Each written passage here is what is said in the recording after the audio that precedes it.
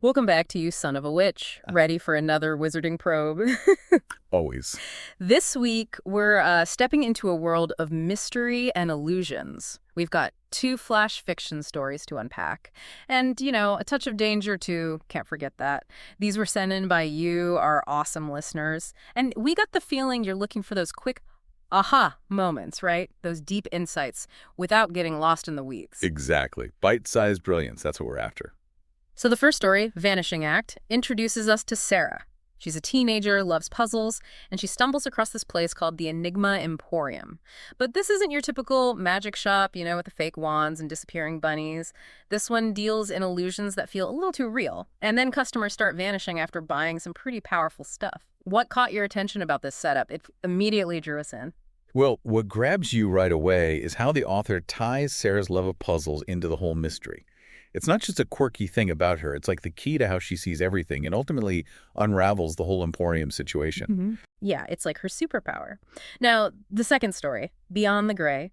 This one's about Marcus. He's a colorblind illusionist. But get this, he lives in a world where magic is all about colors, vibrant, dazzling colors. An interesting paradox, isn't it? Totally. And the twist, his colorblindness actually lets him see through these magical deceptions that everyone else misses. They're blinded by the colors, but he sees the raw truth. And then, boom, he finds himself in the middle of a secret war fought with this very color magic. What was it about this concept that intrigued you the most? We thought it'd really resonate with our listeners. I think it's the idea of turning a perceived weakness into a strength. Marcus's colorblindness, what many might consider a limitation, becomes his unique advantage in this world. It makes you question your assumptions about what's truly a disability. Exactly, it flips the script. So in this wizarding probe, we're going to break down the mysteries in both stories. What makes them tick? What are the surprising turns? And hopefully you'll walk away with some new thoughts swirling in your head, ready to dive in. Absolutely. Let's unravel these tales. Okay, let's start with Vanishing Act and that Enigma Emporium. When you first read about the shop, what stood out to you? It's described in such a vivid way. It's the atmosphere the author creates. There's an immediate sense of unease. Right. The shimmering crystals, the cards shuffling themselves. It's magic, but it feels almost off. Like there's a darkness lurking beneath the surface, and then there's the shopkeeper with those piercing obsidian eyes. It's almost like a warning, a hint that things aren't what they seem. Did you get that same feeling? Absolutely. The author masterfully uses those sensory details, the shimmer, the movement, to suggest a magic that operates outside of the ordinary.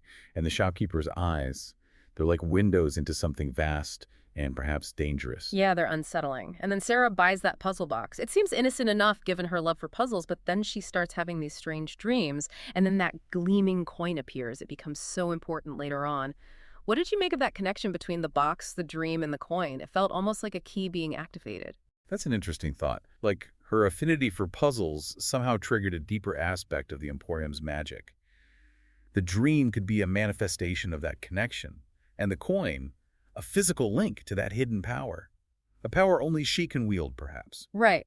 Only someone who understands puzzles, who can see through the layers, and then, bam, the story takes a dark turn. A customer disappears, the one who bought the invisibility cloak. Suddenly, things aren't so whimsical anymore. The stakes are raised considerably. Absolutely.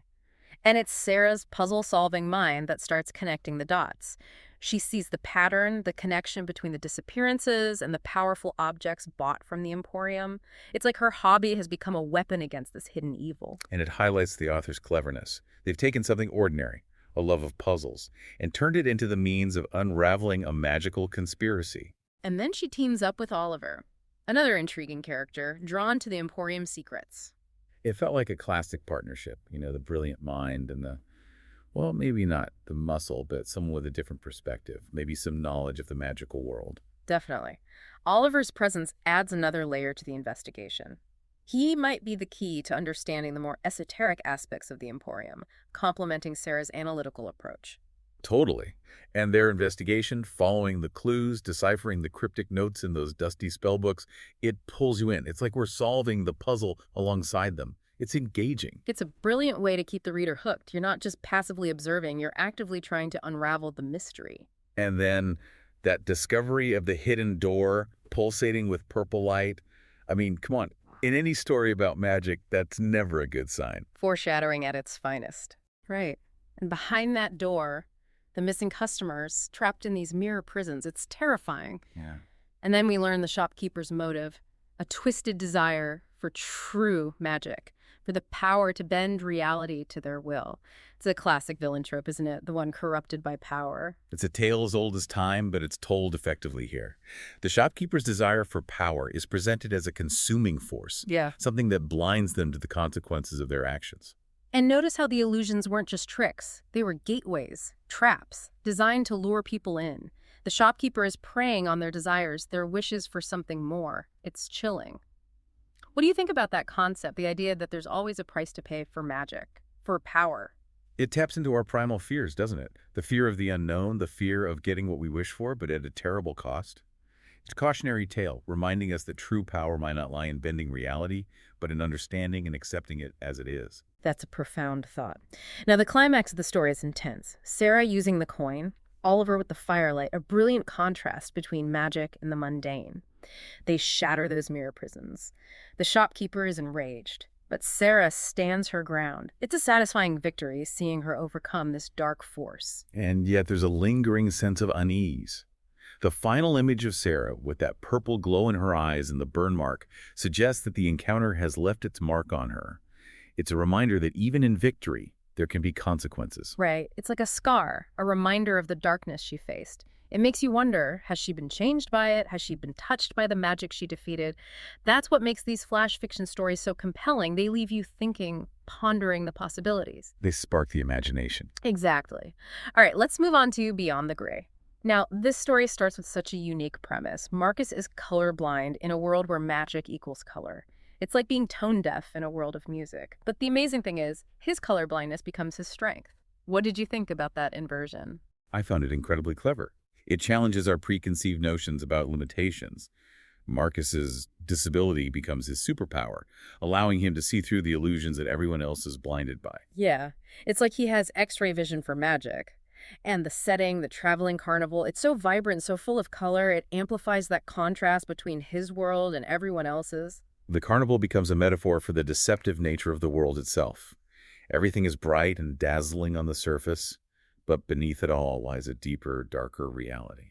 Right, and it's Anya, the rogue mage wreathed in blue, who opens Marcus's eyes to this hidden war. She reveals how color magic is being used to manipulate people, to control their emotions and actions, painting fear red, greed yellow. It's insidious. And Marcus, at first, he doesn't believe her. He's skeptical. Did that feel realistic to you? Absolutely. It would be hard for anyone to accept such a radical concept without some initial resistance. His skepticism grounds the story, makes it more believable. Exactly. It makes his eventual acceptance of this hidden world all the more powerful. And then Anya starts training him. He learns to harness his own unique magic, a disruptive silver shimmer. It's like he's a visual static breaking up the color signals. And it highlights the theme of perception again. Anya, with her full color vision, can see the magic clearly, but she can't disrupt it. Marcus, on the other hand, can't see the colors, but he can feel them and he can break them. That's such a great point. It's like they need each other to fight this war. And the action scenes, like the raid on the marketplace, are so vivid. You can almost see Marcus shattering those illusions, those carefully crafted lies built on color magic. And then the stakes are raised even higher when Anya gets hit with that violet petrifying spell.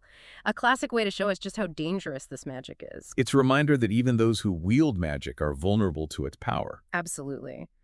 And the final confrontation at the carnival, it feels so fitting. It's a battleground of illusions, the perfect setting for this showdown. The red aura of panic, the painted smiles turning to terror. It paints such a chilling picture. It underscores how easily manipulated people can be, how easily their perceptions can be distorted. And then there's that moment, that iconic moment, where Marcus disrupts the green-wielding mage's power with his gray-touched hand. It's so visceral, so powerful. The illusion shatters, and we see the truth, the withered mage beneath the vibrant facade. And the crowd's reaction is telling. They go from fear to fury, realizing they've been manipulated. It's a moment of collective awakening. Exactly. And then, just when things seem bleakest, Anya's reinforcements arrive. A glimmer of hope. But the ending leaves us hanging.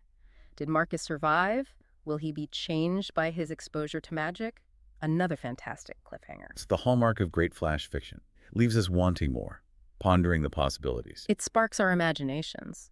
So looking at both stories, what overarching themes stood out to you? You were the one who brought these to the table, so you must have seen something that connected them. I think both stories explore the idea of hidden worlds, worlds that exist just beneath the surface of our everyday reality. In Vanishing Act, it's the Enigma Emporium, a place of magic and danger.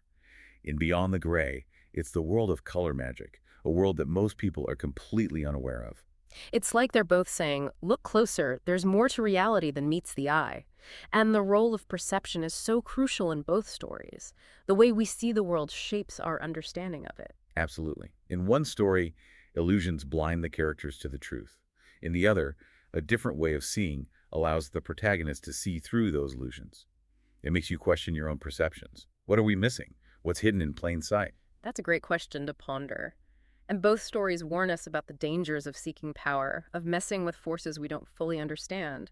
The shopkeeper in Vanishing Act is corrupted by their desire for magic, and Marcus, even though his motives are noble, still faces potential consequences for wielding such power. It's like a classic cautionary tale. And yet, there's also a sense of hope. Both Sarah and Marcus show immense courage in facing those dangers. They stand up for what they believe in, even when it's terrifying. It's inspiring. It is. Well, we've reached the end of another wizarding probe here at You Son of a Witch. Hopefully these flash fiction stories have left you with some food for thought, some new questions to ponder. They certainly remind us that even in short form, storytelling can be incredibly powerful. Absolutely. So as you go about your week, keep your eyes open. Look for those hidden layers, those subtle illusions that might be shaping your reality. You never know what mysteries you might uncover. And for more fantastical explorations, don't forget to rate and follow You, Son of a Witch H. We'll see you next time.